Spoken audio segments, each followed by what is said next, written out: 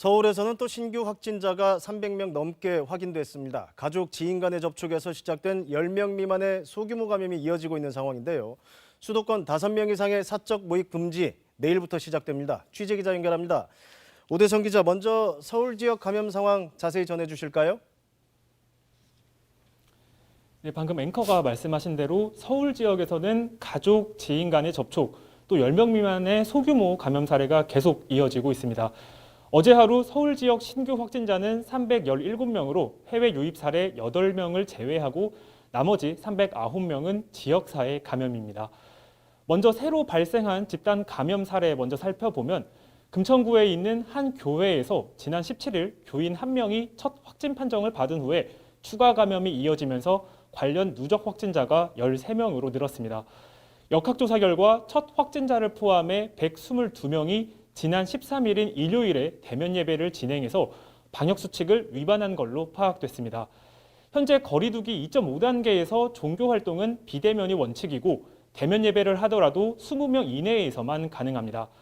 영등포구 한 의료기관에서는 지난 12일 환자 1명이 첫 확진 판정을 받은 후 지인 등이 추가 감염돼 누적 확진자가 14명으로 늘었습니다.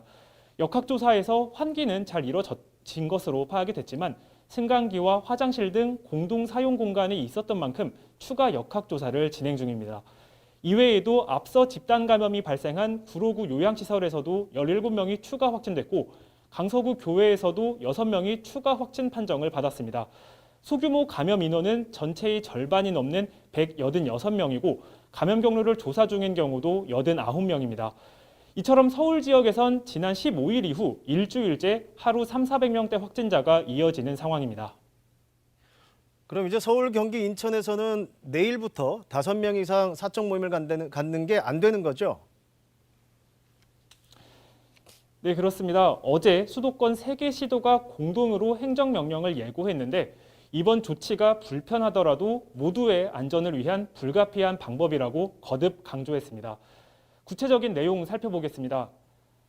동창회, 송년회, 또 직장 회식, 개모임, 집들이 등 모임의 이름과 상관없이 모든 종류의 사적 친목 모임은 5명 이상이라면 금지됩니다. 실내외 모든 장소에 해당하고 수도권 주민뿐만 아니라 수도권에 방문하는 비수도권 주민도 적용 대상입니다. 다만 예외는 있습니다.